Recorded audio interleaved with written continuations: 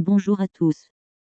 Continuons notre exploration des méthodes permettant de réaliser cette petite animation, qui nous occupe depuis 2 vidéos maintenant. Je vous propose cette fois-ci, d'utiliser les drivers, ou en français, les contrôleurs. Profitons aussi de la souplesse d'utilisation des contrôleurs, pour ajouter quelques réglages, comme le choix de la valeur du rayon, ou la vitesse de rotation apparente des sphères. Allons-y. Nous allons réaliser un modèle, puis, procéder par duplication de celui-ci, et enfin apporter les derniers réglages à chaque élément. Nous commencerons par réaliser l'animation de la sphère numéro 2, puis nous lui attribuerons des variables, permettant d'agir sur les valeurs du rayon, et la taille des sphères, puis sur le réglage de la vitesse. Ajoutons une sphère, et réduisons sa taille, S, 0.5. Touche F2 pour la renommer, 2-bas, pilote. Touche N, pour faire apparaître le volet de droite. Dans Location, sur l'axe X, faisons un clic droit et ajoutons un contrôleur, Add Driver. Divisons la fenêtre. Sélectionnons Driver, en cliquant sur l'icône de changement d'éditeur. Faisons apparaître le menu latéral, touche N. Cliquons sur l'onglet Driver. Voyons comment fonctionnent ces drivers. À la ligne Expression, saisissons la formule suivante, frame multiplié par 0.1. Changeons le type de variable, en Transform Channel. Dans Objet, sélectionnons notre sphère, 2 pilotes, dans le déroulant. Laissons type, AX Location. Dans Space, sélectionnons Local Space. Lançons l'animation pour observer le résultat. La sphère se déplace sur l'axe X. À la ligne Expression, remplaçons 0.1 par 1. Voyons le changement. La sphère se déplace beaucoup plus vite. Ce coefficient nous permettra de gérer la vitesse de notre animation. Nous avons besoin d'un mouvement alternatif, réduisons la vitesse à 0.1, et ajoutons une fonction sinus.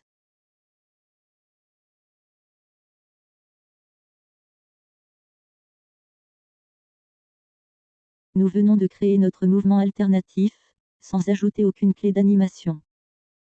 L'amplitude totale recherchée étant de 6, nous devons ajouter un multiplicateur, pour obtenir la bonne valeur du rayon, soit 3.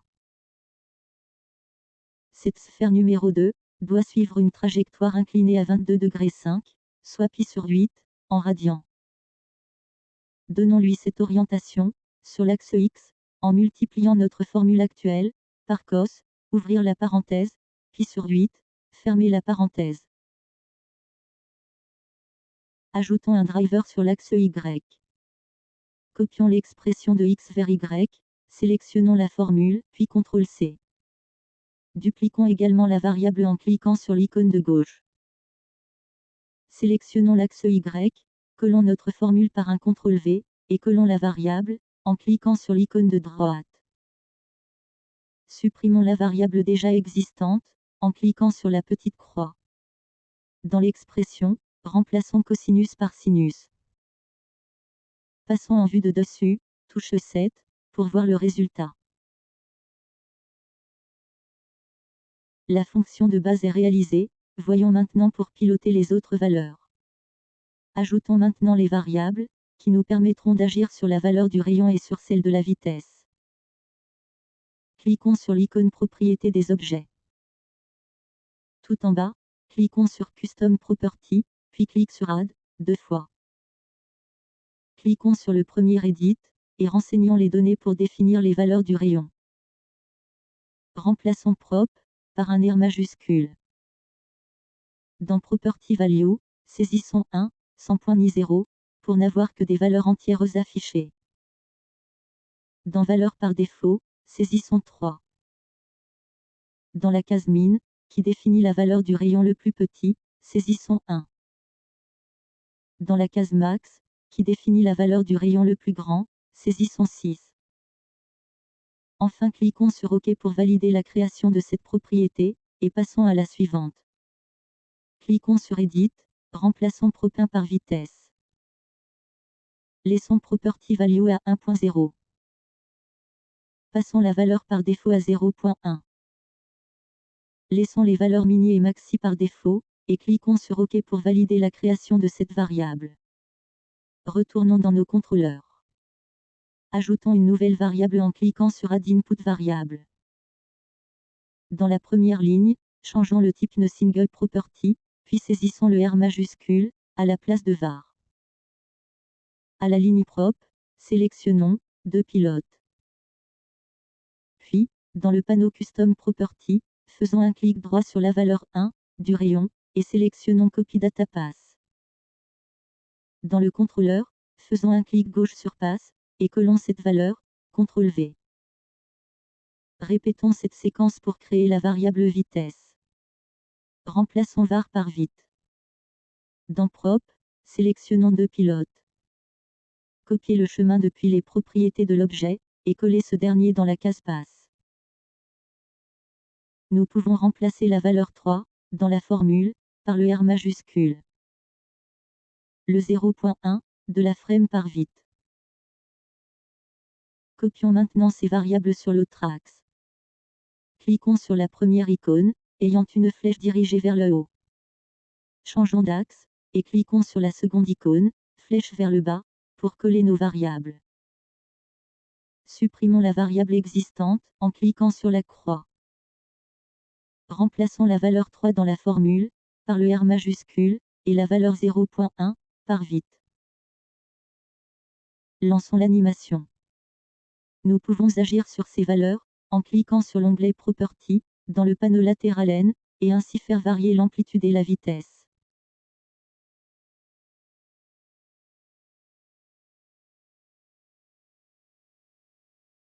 Comme nous pouvons le constater dans cet exemple, si nous réduisons le rayon à 1, les sphères s'interpénètrent. Sélectionnons la sphère numéro 2 et réduisons son échelle à 0.5. Appliquons l'échelle aux autres sphères.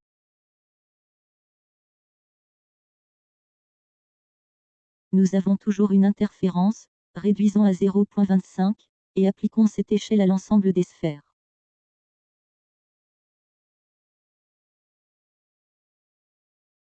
Cette fois-ci c'est bon, nous n'avons plus de contact. Repassons la valeur du rayon à 3, et l'échelle à 1.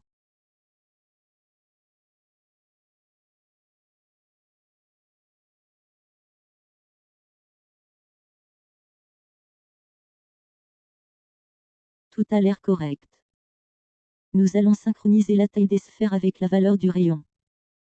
Nous avons établi que pour une valeur de rayon de 1, l'échelle des sphères sera de 0.25, et pour une valeur de rayon de 3, l'échelle sera de 1. Il nous faut maintenant définir l'équation de la droite qui remplira ces conditions. Connectons-nous sur le site, dont le lien est sous cette vidéo, qui nous permettra de réaliser ces calculs très facilement. Voyons cela. Il nous suffit simplement de renseigner les coordonnées que nous venons d'établir. Au point A, saisissons 1 pour définir la coordonnée de x, puis 0.25 pour la valeur de y. Pour le point B, saisissons 3, puis 1. Effaçons les autres valeurs. Cliquons sur Calculer l'équation. Nous obtenons le résultat ici. Il nous suffira de recopier le second membre de cette égalité, en remplaçant le x par notre R majuscule. Retournons dans Blender, et créons la relation entre le rayon et l'échelle. Sélectionnons la sphère, appliquons les transformations d'échelle que nous avons faites, CTRL A, Scale, pour remettre les indicateurs à 1. Ajoutons un pilote, ou contrôleur, sur les trois axes. Sélectionnons le pilote de l'axe X. Dans la case Expression, recopions la formule de notre équation, en remplaçant le x par un R majuscule, changeons le type de variable en Single Property, et var en R majuscule. Dans Prop, sélectionnons pilotes, dans Path, copions le chemin de R, depuis le panneau Custom Property. Cliquons dans la case Expression et copions la formule, CTRL-C, puis cliquons sur l'icône de gauche pour copier la variable.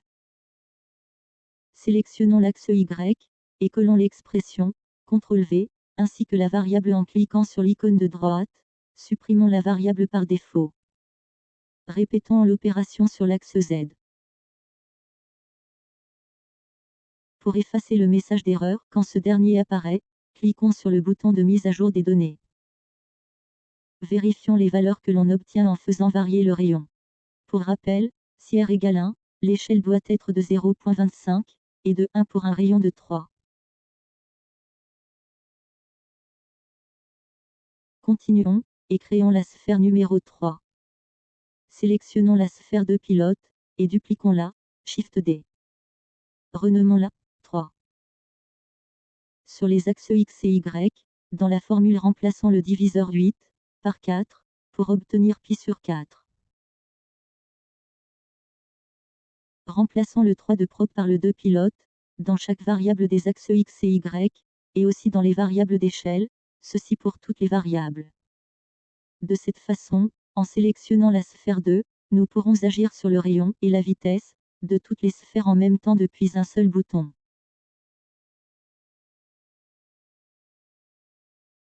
Afin d'obtenir l'illusion de rotation, nous devons appliquer à chaque sphère une valeur de décalage de 0.3932, multipliée par le numéro de la sphère, diminué de 1. Pas de modification sur la sphère numéro 1, par contre, pour la sphère numéro 2, cette valeur est de 1 fois 0.3932. Sélectionnons la sphère 2 et l'axe X, et ajoutons le coefficient juste après la variable vite, idem sur l'axe Y.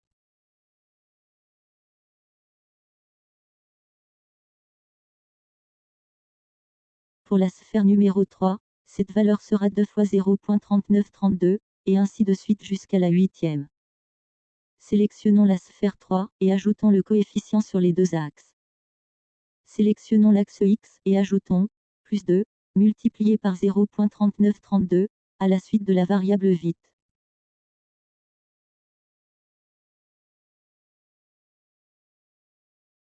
Sélectionnons l'axe Y, et répétons cette opération.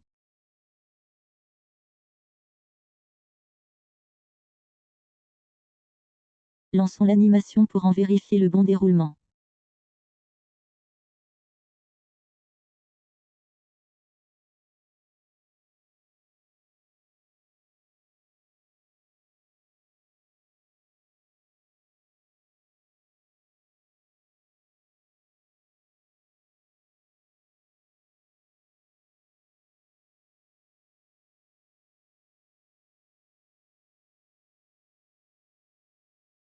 Complétons notre animation en ajoutant la sphère numéro 1. Sélectionnons la sphère 3, et dupliquons-la, Shift-D. Renommons-la 1. Cette nouvelle sphère ne se déplace que suivant l'axe X. Aussi, nous pouvons supprimer le pilote de l'axe Y. Dans le panneau N, faisons un clic droit dans la case Y, et sélectionnons Delete Single Driver. Rétablissons la valeur de cet axe à 0. Dans la formule de mise en mouvement, nous devons supprimer le cosinus d'orientation. Pas de modification de la valeur propre, elle est déjà réglée sur la sphère de pilote. Pas de décalage à appliquer sur cette sphère, puisqu'elle est la première. Par contre, nous devons retirer ce coefficient issu de la duplication. Lançons l'animation pour en vérifier le bon déroulement. Ajoutons la quatrième sphère. Sélectionnons la sphère numéro 3, et dupliquons-la, Shift-D. Renommons-la 4. Dans la formule sur les axes X et Y, remplaçons π sur 4, dans le sinus et le cosinus, par 3 fois π sur 8. De même, changeons le coefficient de décalage de 2 en 3.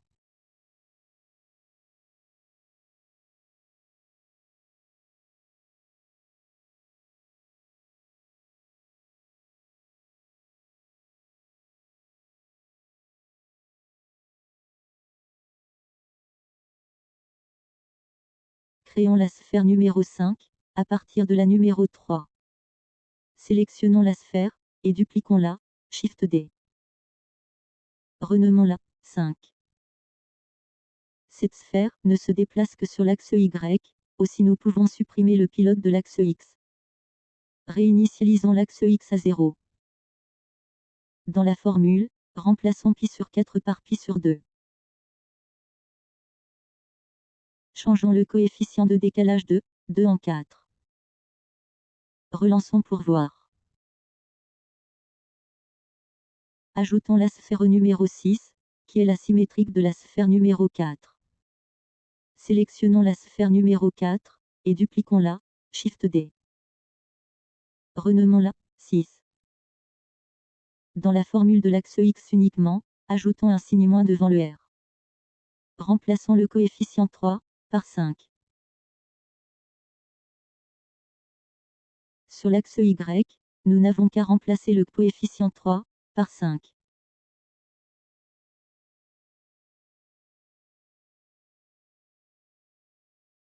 Créons la sphère numéro 7, symétrique de la sphère numéro 3.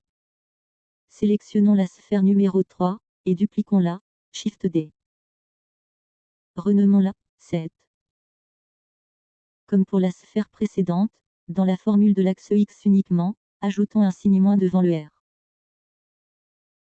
Remplaçons le coefficient 2 par 6. Sur l'axe Y, remplaçons le coefficient 2 par 6.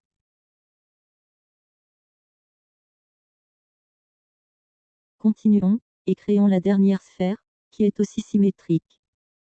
Sélectionnons la sphère de pilote, et dupliquons-la, Shift D. Renommons-la 8. Dans la formule, sur l'axe X uniquement, ajoutons un signe moins devant le R. Multiplions 0.3932 par 7.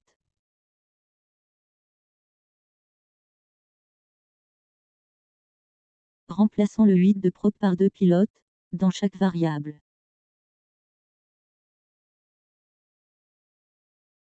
Sur l'axe Y, ajoutons le coefficient de 7.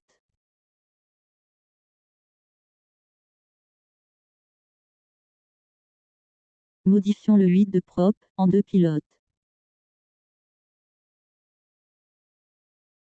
Sans oublier les variables des échelles.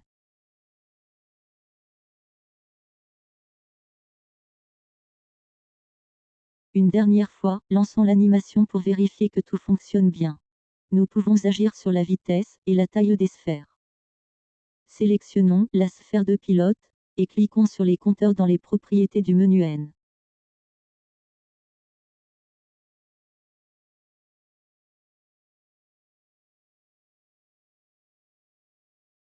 J'espère que cette vidéo vous aura donné un aperçu de ce que l'on peut faire avec les drivers, ou pilotes, ou encore, contrôleurs.